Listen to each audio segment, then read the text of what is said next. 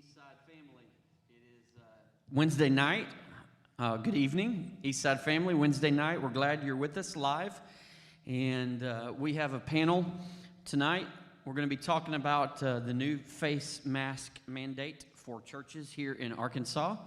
Our governor has given us some new guidelines over the last couple weeks. And Dr. Sonny Tucker, our Arkansas Baptist State President, has supported that and has asked us to kind of think through this. And we've been talking about it as a staff and had a staff meeting this week talking about it. And just there are a lot of different opinions regarding the face mask policy. And so tonight what we want to do is just hear different thoughts and different ideas, different viewpoints on this thing. And then we'll give you what we're going to do as a church, but then also answer any questions that you might have. You can make comments. You can have pose questions on Facebook Live here. And so we want to give you an opportunity to voice or express your thoughts or questions at the end as well. Before we jump into all that, just some more updates for you guys. First of all, Operation Christmas Child is the shoebox delivery is going on right now as we speak. And so our church is a drop-off location. And so you can continue to drop off your shoeboxes this week in between 2 to 4 p.m. here at the church. And also on Monday. Monday will be the last day. So you got Thursday, Friday, and Monday. And that'll be the last day to drop off shoeboxes for Operation Christmas Child. Next week, of course, is Thanksgiving. And Saturday, we are giving out, we are going to be giving out the food to those folks that we've given vouchers to. They're coming Saturday between what times? 2 to 4 p.m. On Saturday, and we're going to, we've already given out the turkey vouchers, and we'll be giving out the food baskets to those folks Saturday from 2 to 4 here at the church. And we're excited about being able to help a lot of folks that are in need during this season. Also, along with Thanksgiving, next Wednesday, Thursday, and Friday, the church offices will be closed for Thanksgiving holiday. So that's next Wednesday, Thursday, and Friday. Nobody will be here at the offices. So make sure you know about that. Anything you need to do church business-wide, make sure you've done that, taken care of it before next Wednesday. This Sunday, 2 things happening in the life of the church. We're going to have, of course, still online-only services. We'll have communion. So if you have not received your communion cup, picked up your communion cup and wafer, they're still out in the front in the turnaround right in front of the office there. We have the communion cup and wafer packages out there. So grab one for each one of your family members. We're going to be having that on Sunday morning during the online service at 10:30 a.m. Then also Sunday night, 6 p.m., we're going to have a Zoom business meeting. It'll mainly be our folks sharing from their ministry areas, but we'll do it. Everybody will be live online, and I'll be sending you out the link for that. I'll send that out in the next couple days so that you have the new link for the Zoom business meeting. Last but not least, before we jump into our topic, Christmas store. I want you to give us some updates on the Christmas store, where we're at, what we need. Okay, and also if you need paper copies for the business meeting, we have that in the office too. Okay. For the Christmas store on December 5th, we need some help, okay? So we need counselors. We only have a couple of them. Crafts, Kathy will need a couple of y'all. I would say at least 5 of y'all. Family shoppers, right now we have 17. We're going to need more. We have more families. We're trying to put 20 families per session, so our 10:30 session will have 20 families, and the 12:30 will have 20 families. Gift store, since we are going to be spacing it out and everything, we're going to need some people over there just to watch and just help Robin and Meredith with that event. And then your nursery and your child care, Kathy needs help. We do not have very many signed up. And the last one is stockings. Natalie Slusser is doing that one, and she is the only one signed up for that, so she will need some help with that one. Also, We have the ornaments up in the front, so whenever you pull in to come and get your communion cup and your business meeting, if you need those papers, there is your ornaments up there. That's good, yes. We're going to try to do some things differently this year with the Christmas store to be able to social distance during the meal and also when they're getting their presents and wrapping them. Yes, ma'am, go ahead. Okay, we also need more stocking stuffers. We don't have any, okay? Okay. We don't have any, okay? All right, that's good. But we have a lot of kids and families signed up, correct? I think we're almost full. We have 30 families. We have 20 families, but we have 30 adults and what did I tell you, 49 kids for the 10:30 service. 10:30 one, and then the 12:30 we still need probably about 7 more families to call in, and then we'll be full. Okay, good, very good. So looking forward to the Christmas store. If you have never participated in that, it's phenomenal. So we want to encourage you to get plugged in some way. Sign up for that. All right. Update on the virus situation, and we're still in the middle of being shut down from the in-person services, and had a few questions regarding why, and shared a little bit about that a few weeks ago when we made the decision. And so just to reiterate, there are several reasons why we went ahead. Number one, we had quite a few of our own staff that had it, and we were dangerously thin, not just staff, but volunteers as well too, and a lot of folks that said they weren't going to be able to help for the next couple weeks because of the influx of the virus. And so that coupled with a large amount of cases within our church, and we're not saying that everybody got it here at church. We have no idea, and so we're not sure where it came from, but when we have a large amount of cases that we had, the number of cases that we have in our church, it was clear that it was a possibility that it could have been spreading through what's happening here. And so we want to make sure that we're not a part of the problem and that we're part of helping keep our community safe, and that we do care about people. And we also know that worship is important, and so this is for a short time. We are still, as of today, still planning to start back in December. So just through November is the final time that we'll have online only. But then we are planning to start back in December. Not sure exactly what services are coming back, if we're doing all or just one or whatever. But we'll let you know for sure as we get closer to that. But we are planning to offer some in-person services in December. And excited about some of the things that are going to happen in December. Student ministry is kicking off with a bonfire on that Wednesday night, first Wednesday night in December. And children's ministries will be kicking back up again that night. I think that's the 5th, isn't it? Or 2nd, yeah, December 2nd. And so we'll get everything rolling, going again there in December. So I'm thankful for that. And we're also looking at our when we're having our services, I'll be doing a new series starting in December, Christmas series, and we're going to have some fun things happening here at the church during that time. It won't be just a typical Sunday morning. Let's come sing a song, sing a few songs, hear a message, walk out. We're going to be doing some fun things for Christmas during the Christmas season. So we're looking forward to December, the month of December, here at EastSide. But we're so thankful that you're here tonight. I'm feeling much better. Robin is feeling much better. Thank y'all for praying for us. We're praying for all of you that are still struggling with the virus, and families that have lost loved ones and are grieving that loss during this time. We're praying for you. We have several right now of our own church members that are still battling it. And I say several, we have quite a few. And I would, how many, we haven't counted how many from our church have had it. I lost count when it got over 30. Yeah, we lost count when it got over 30.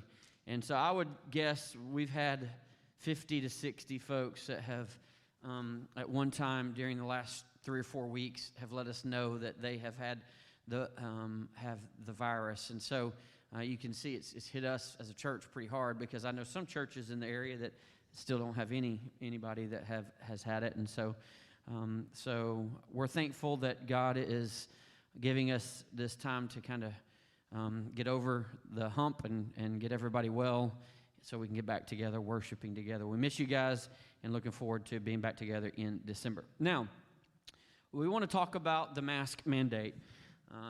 I don't remember the exact date, but Governor Hutchinson came out and gave new guidelines to churches. And so when we say it's a mandate, I guess it's not a mandate, it's a guideline for churches. And he said that. I went back and watched it today again just to make sure I knew his phrasing of it.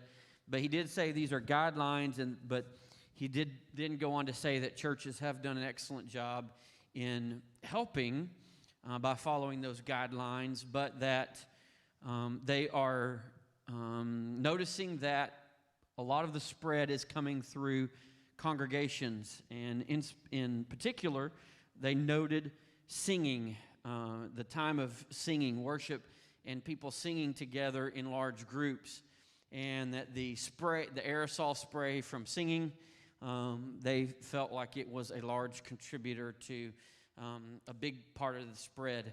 They mentioned several specific locations in an article, one in North Little Rock at a large church there in North Little Rock, and then some others throughout the state that they had done some tracing and found that a lot of it had spread through the churches. And so Governor Hutchinson has given new guidelines for churches that ask churches to require masks all throughout attendance of the services. So in the past, we've just said we suggest masks as you enter and as you leave. The governor has asked us to require that people wear masks the whole time, even during worship. So while you're singing and while you're participating actively in worship, that we wear masks together in our congregations. And so there are mixed feelings and thoughts and ideas about this. Is it right? Is it wrong? What should we do as a church? How do we move forward? What's going to be policies in the days ahead? How do we handle this? And so I'll just let you guys know, we talked about this at staff meeting this week and talked about it for a good hour probably, because there were so many differing opinions, thoughts, and ideas on it. And so I thought it would be good for us to talk this out in front of you guys as well too, and let you ask questions and share your thoughts as well too, because sometimes you think your thought is the only valid thought or idea. Your way of seeing things is the only way to see things, and if someone sees it differently than you, then we tend to write one another off. And so the effort for tonight is this: to hear one another, to hear different thoughts and ideas and opinions about this, and then in the end, come together in unity. There has to be a decision. There has to be a direction that we move forward together as a church. And so we do care about what everybody thinks and what everybody feels, and we want you to know we care. That's why we're doing this, is because we do care, and we want you to have input and get to share your thoughts and be heard. But at the same time, we also, in the end, have to lead the whole body in one direction in unity. And so does that mean we all agree? Of course not. That's never going to happen. That doesn't happen on anything in a church, that we all agree. However, it does mean we have to move forward in unity, where we can still love one another, accept one another, with varying opinions regarding face masks and other things that are going on. And so let's just talk for a minute. I've talked enough. I think let's just share a few thoughts, feelings, ideas from the table, what you're thinking about it. There's no right or wrong answer. And even if you feel the same as what somebody else has shared, express it in your own words. But I mean, I think we can also share some of the other thoughts that we've heard from other people. Here's what somebody has told me that they're struggling with about this. And so I just want to open it up to our panel, our distinguished panel. And I mean, yeah, there's applause in the crowd. Oh, that's Frankie. Never mind. I think we ought to start with a guy in the only non-black shirt. What do you think? It's orange. Oh, sorry. So Brother Richard, he was gone. By the way, we're continuing to pray for the Gaunton family. He was performing the funeral service on Tuesday for Miss Kathy's mom, Della, and so we're praying for the Gauntons. Also, of course, praying for Miss Judy and the Garrett family continued. But Brother Richard, do you have any thoughts about that policy and where you're at with it and what are your feelings on it? And there's no right or wrong. We're just trying to share, Well, you have to realize for 16 years I lived in Taiwan, and for the last 4 years I've had a pretty strong connection to Hong Kong, and we used to go back and forth between both of those places. And the Chinese have been wearing masks for a long time, and they implemented them very early on. Taiwan, I think, had the lowest case count in the world, and Hong Kong's infections have been much lower than what the rest of the world has had as well. And for me, I don't know the science of it. I don't know if it really does protect you individually or if it protects other people. The reason I wear it is to try to protect others. And so if I have any germs, I'm not spreading it to them.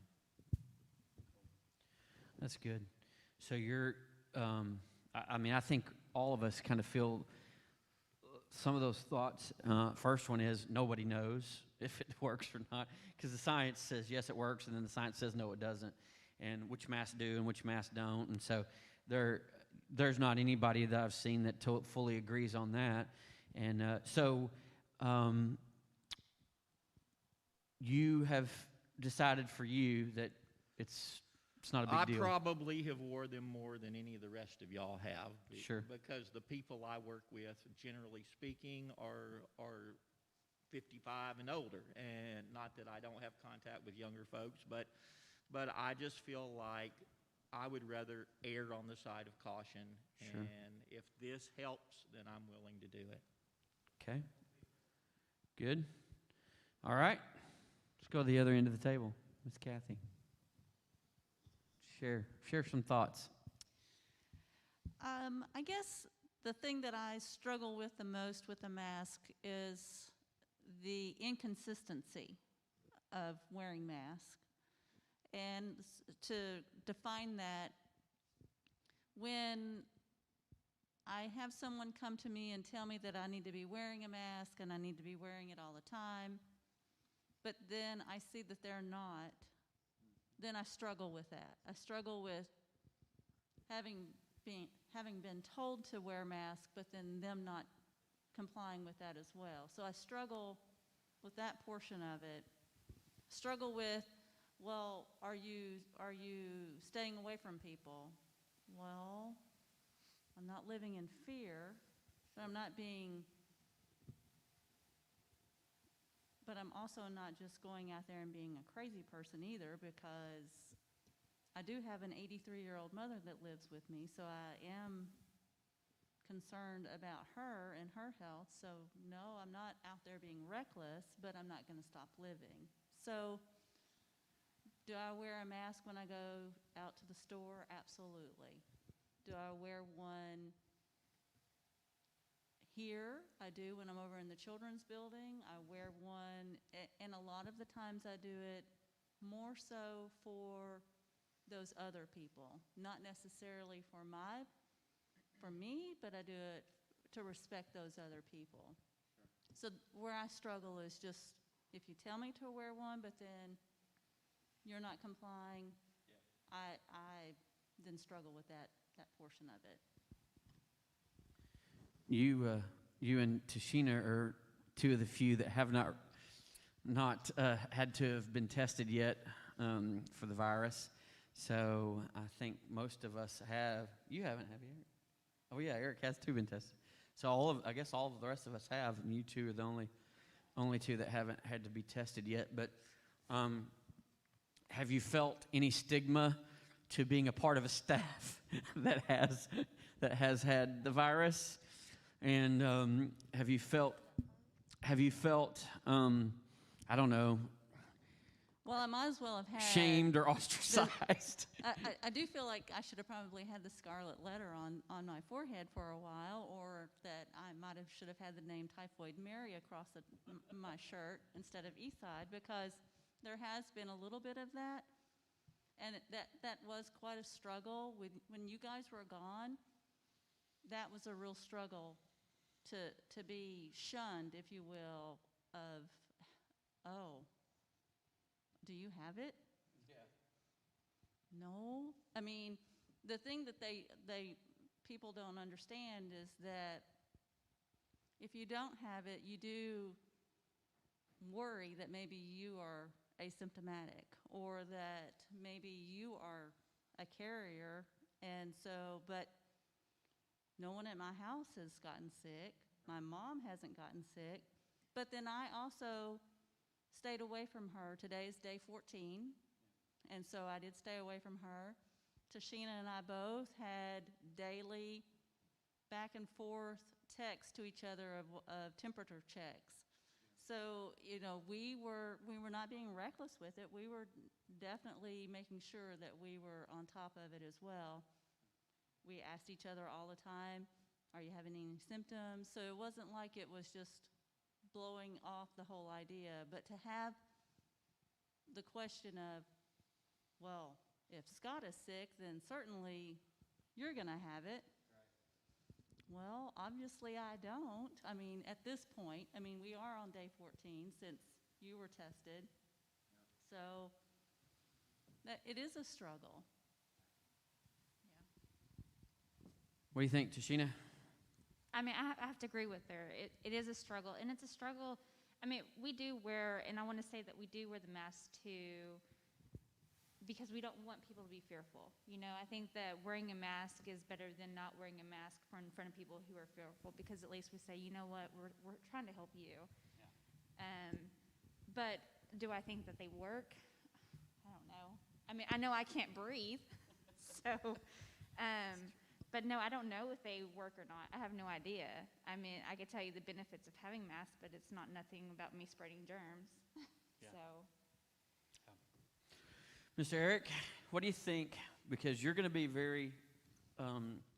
your ministry area is going to be very impacted by a mask mandate. So, singing, playing a guitar, leading worship, and having to wear a mask. What are your thoughts on that? Well, it's difficult to lead worship with a mask, but they say the pastor and the worship leader and the singers don't have to wear it, just the band members, and there's so many questions on all that anyway. So, yeah, it's difficult to think about, how do you lead worship and engage people in worship when we're all in masks? But, I think nothing can stop us from worshiping God and expressing our worship to Him, whether we have a mask on or not. So it doesn't hold me back or think that we should, it upsets me a little bit. I want to worship, and I want the congregation to worship, but also I don't want to spread, COVID around to our congregation or anything like that. I think if you're sick, you need to stay home and not wear your mask, and, just stay home if you're sick. But, yeah, with us, we've been around a lot of students who've been around this, so we've all been exposed many, many times. I've been tested like 4 times and been negative, and so, I wash my hands a lot, and I wear my mask anywhere I go, so I just think we got to be cautious. But on the side of the whole mask thing, it affects our whole team of worship leaders. I think all of us are worship leaders on the stage on Sunday mornings, even our sound people. It affects everybody because everybody has a different opinion, about wearing a mask. So definitely a challenge. But I think we can overcome that challenge. Have you had some people express that they weren't sure if they were going to participate in leading or even in coming to worship? Have you heard of people who have said, I mean, I've had a few, kind of question the idea of, I don't think I'm going to be a part of it if I have to wear a mask. And I'm like, well, I mean, I don't think we need to go that far yet to a point of saying I'm not going to participate in worship with you because I have to wear a mask.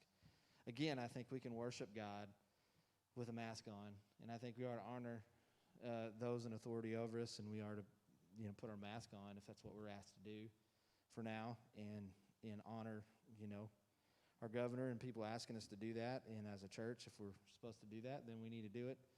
But also, I think if you're serving on the team, you are to have say, I'm not going to let that interfere with what God's calling me to do. If you're called to lead worship, let's lead worship.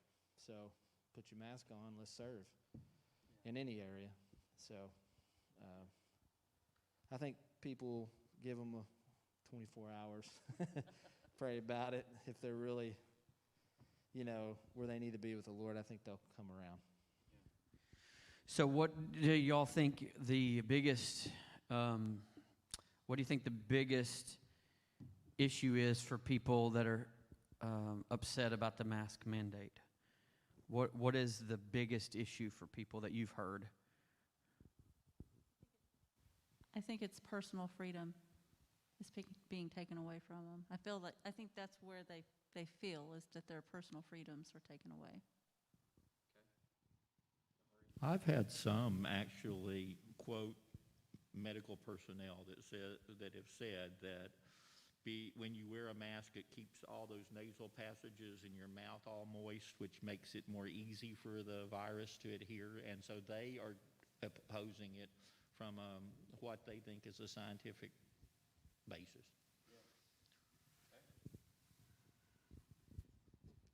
How should we respond to people who are struggling with that feeling of, hey, this is taking away my personal freedom? I feel like this is an overstep of the government in my life personally. So a government coming into my personal life is it's overstepping their boundaries. And so what are some ways, how do we respond to that line of thinking? And is that necessarily right or wrong? And how do y'all think it's best to respond to folks that are struggling with that aspect of it? What do you think? Is it wrong to think that? Is it wrong to think that it's an intrusion on your religious liberties or your individual No, your freedom? personal freedom, yeah. That the government is... Oh, I honestly believe that the government is infringing to some degree on using the COVID time to infringe on our freedoms, but masks still doesn't keep me from coming and worshiping in church. Right. So it's more of a personal freedom, not a spiritual freedom that they have infringed upon. Although I do believe that some of our spiritual freedoms are being infringed. Sure. Yeah. Yeah, that's good. Other thoughts about it? You agree? What Richard said? It's our personal. It's That's not our a miracle. spiritual. She I know, agrees with I me. know. I'm telling you. It's our personal. It still I've doesn't- also been told that masks have improved my appearance. They say I look much better in a mask. Another applause in the crowd. Goodness. My wife's sending me all kinds of responses to my questions. I wonder if I should read them or leave those to the panel. Yeah, they're her responses. Yes, they're very good, Robin. I appreciate your responses. It's just hard for me to not giggle at times. So that's good. So I guess for me, what I'm trying to get at is it is okay to feel that your personal freedoms are being stepped on right now, infringed upon, because I believe that they are in some ways, the government is stepping in and infringing upon some of our personal freedoms. And so I totally agree with that. So I just want to say, that's an okay place to be, to feel that way. And we're not saying that someone shouldn't feel that way, and that if you feel that way, you're wrong. But we want to hear that, and we want to understand what you're feeling and thinking about that, because there are a lot of people who have fought for the freedoms that we enjoy, and they have given, family members have given lives, sons and daughters have given lives for personal freedoms that we enjoy now. And so when some of those get stepped on, we tend to get hurt. Some people tend to get hurt from that. But the thing that the other side of the whole thing is this. I think we as believers can be victims in this, or we could be victorious in this. And I think it's far greater for us to see the victory that we have in this than to wallow in victimhood and to care about our personal rights more than the spiritual thing. Now, this is my personal opinion on how we move forward with this. This isn't a statement on anybody else's personal opinion on how they think all this ought to go. I feel like if we as believers are going to lead the world to Christ and point people to Him, then I think we have to be a different kind of people. A different kind of people. And the kind of people that I'm talking about being are the kind of people that Jesus was, the kind of person that Jesus was. And you think about Jesus, and you think about the Philippians passage, the kenosis passage, where Jesus empties himself of his personal rights. He empties himself of his personal rights and goes and takes the cross for us while everything was stripped away from him personally. And so you think about that, and so you start thinking, okay, it's a 4-inch by 3-inch square that I'm wearing over my ears and in front of my face, and so it's a small personal freedom. And then you also think about the ability that we have to show care for others, to show charity towards other people, and not be self-centered, but to be focused on others, and not myself, and not my own personal freedoms, but upon others. And I think about that, and then also think about this. So, I think that we either are complainers or we're people who see opportunity in difficulties. And I think Christians ought to be people that take whatever the world gives them and says, God's going to use this in some way to impact people for His glory. And we should be the people trying to figure that out and live for those things, not for my own personal rights, but how does God want me to use this opportunity to impact my friends, my families, my neighbors, my coworkers, all those folks that I'm with. And so I think there's another way of looking at the things that we're going through instead of just looking at it from my own personal rights. However, I totally agree that our personal rights have been infringed upon, and that's a valid thought and idea. It's not saying that that's not happening. I just think we can take that and use it in another way. Now, they have not said we can't worship. They haven't said we can't meet. They haven't said we can't sing together. They just have said that we should wear a mask, and that should be the guidelines in wearing a mask. And so that's where they're at right now with it. If it goes further, then yeah, I think then we have other things to talk about and try to figure out and think through. But right now, I don't think that's the bridge that we have to cross at this point. So, what are some questions that we have out there right now, or some thoughts Anybody say anything yet that, okay? Get your microphone and share with us the thoughts and questions. There was one about children's workers.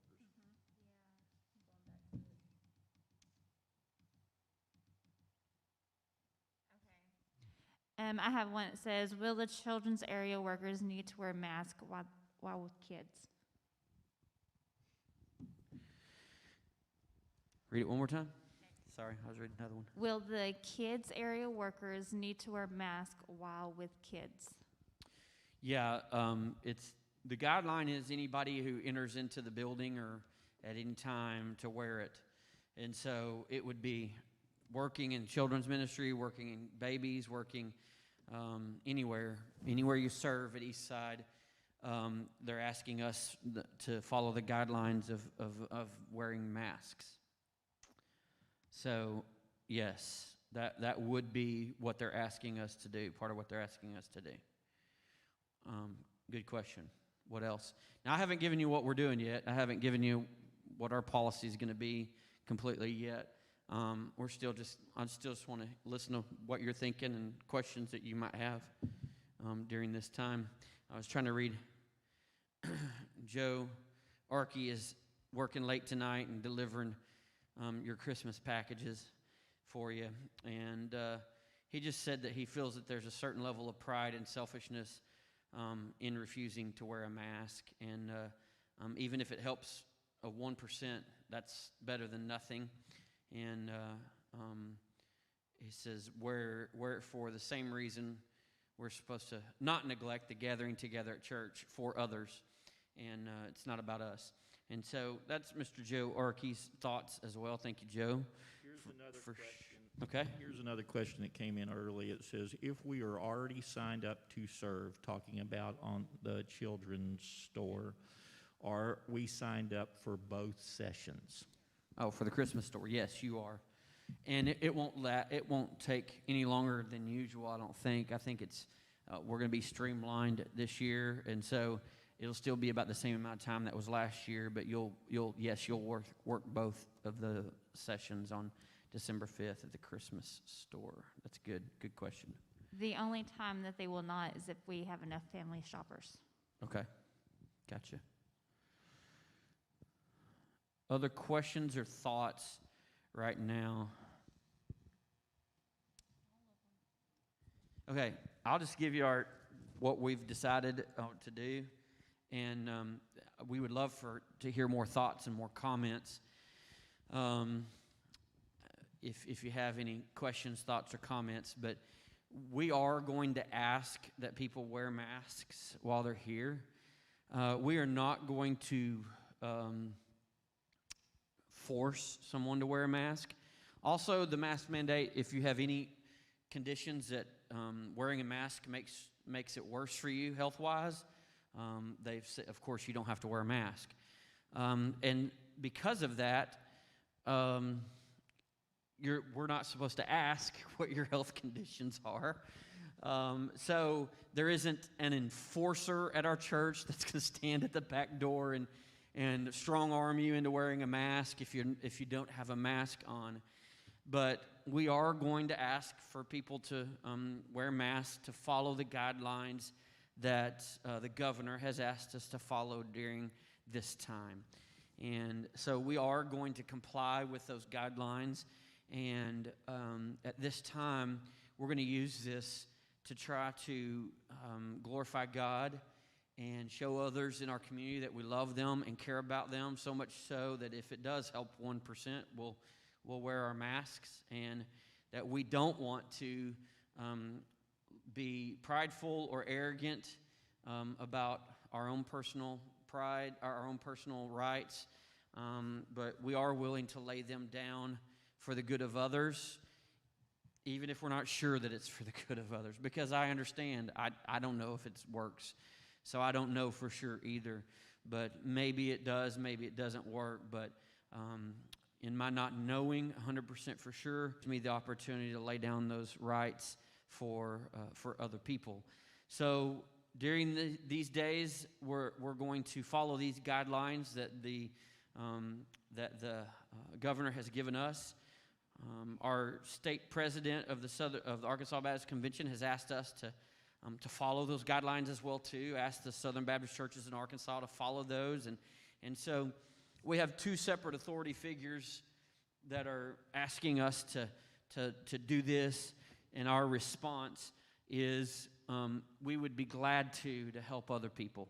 And so we know that there are different thoughts and feelings about it, and we want to hear those, and we love you, but we are glad to help other people in any way that we can. That's why we're here, is to serve this community and love this community. We want to have services. We want to be able to meet together. We want to be able to sing together. We want all of those things, and so if wearing a mask will enable us to do that, let's do it. And so we only have a couple more weeks, 2 more Sundays of online only. So enjoy your mask-free worship at home for the next 2 Sundays. And then... My wife makes me wear mine at home. Oh, does she really? And, well, enjoy it for the next 2 Sundays, except for Richard.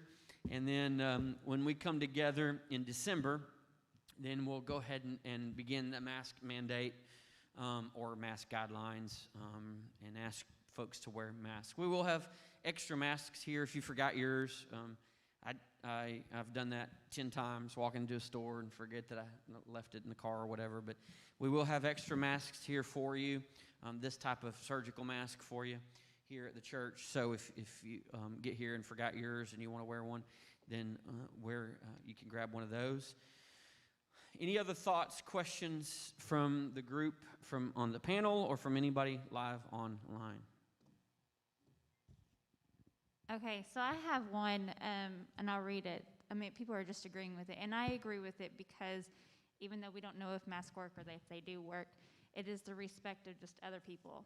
And just agreeing, I mean, even though we don't know if they work, but Chet says, I agree that it is a violation of our personal rights, but also understand why the mask mandates are here. While working in public, I feel even though I do not like the mask, if it makes others feel more comfortable, it is worth it.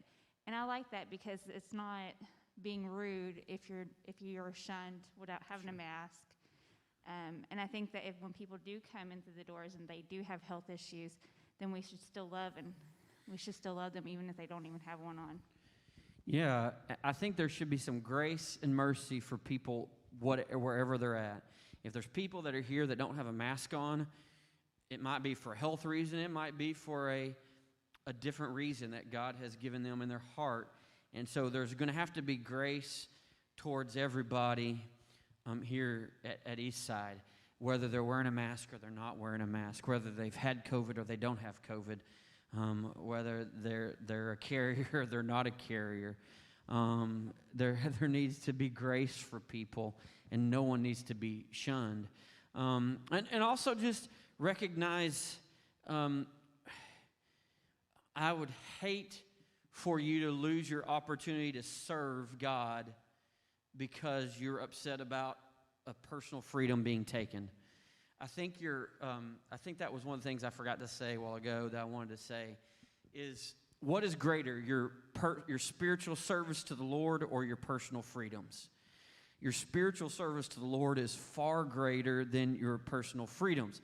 I understand if God tells you not to wear the mask or not to serve because you have to wear a mask, that's between you and God. If that's your conviction, I love you and I won't be upset. But at the same time, I ask you to consider, is that you? Is that God? Might God be saying this is something that you could lay down and sacrifice for the opportunity to spiritually serve, for your gifts to be used for His glory and for His kingdom? In the end, what will it profit the kingdom of God to live for our personal freedoms versus the spiritual service that we have? So I think that's the other thing that I wanted to say, is just make sure you weigh those and understand that you're giving up a spiritual freedom of serving, of worshiping together, all those kinds of things for one of your personal freedoms. And I think the spiritual freedom is far greater and more valuable than your personal freedoms. And God can use the latter more than the former. So that's another thought I was having.